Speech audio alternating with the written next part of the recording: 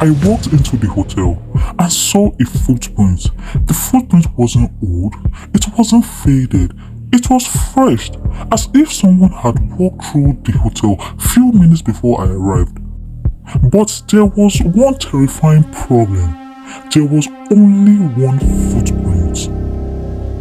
Previously, I came to the abandoned Suleja Hotel expecting to document a forgotten piece of history.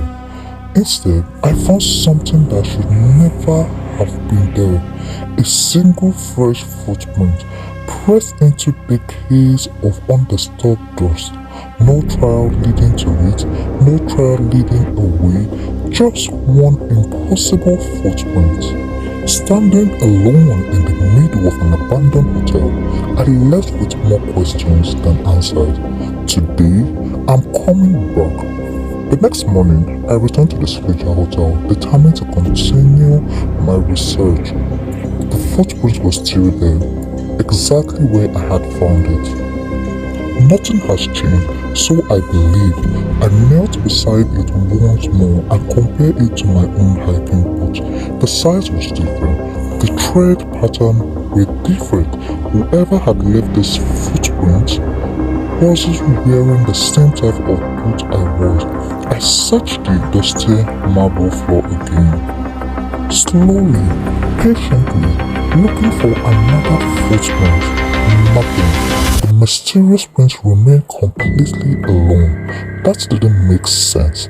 No one would walk into this hotel and leave only one footprint unless they had entered another way. My search led me towards the abandoned reception desk.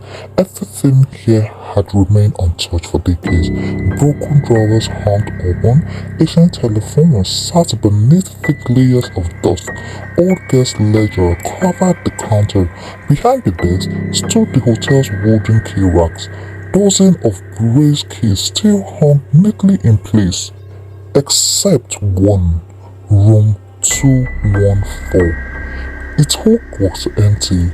I photographed the key racks from every angle before opening the reception drawers. Inside were faded hotel documents, guest records, old stationaries, everything buried beneath years of dust. Then, I discovered the main guest register. Its fragile pages contained names dating back to the late 1970s and early 1980s.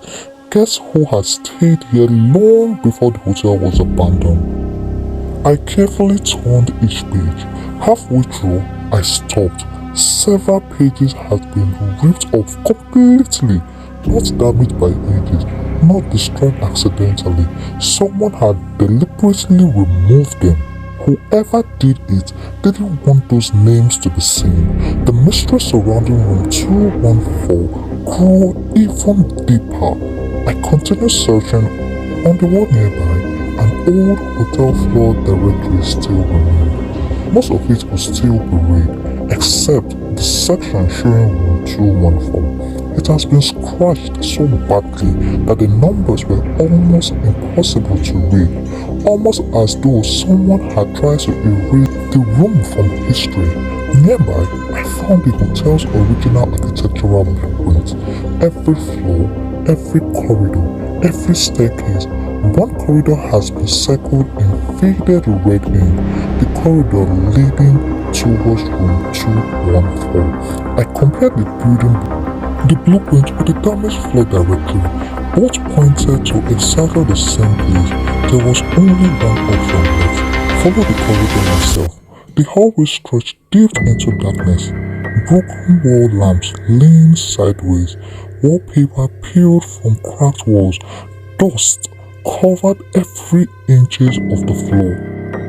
The brass room numbers still hung beside most doors until I reached the place where room 214 should have been. Its plaque was missing. Only two rusty scroll holes remained.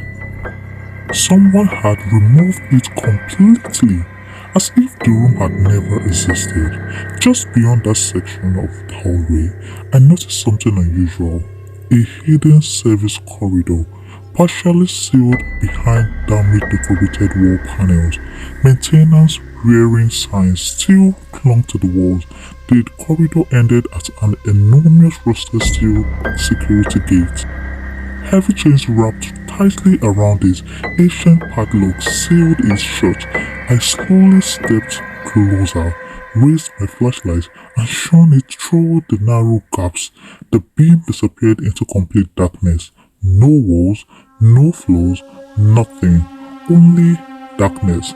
I stood there in complete silence, trying to understand why someone would go to so much effort to hide one section of an abandoned hotel.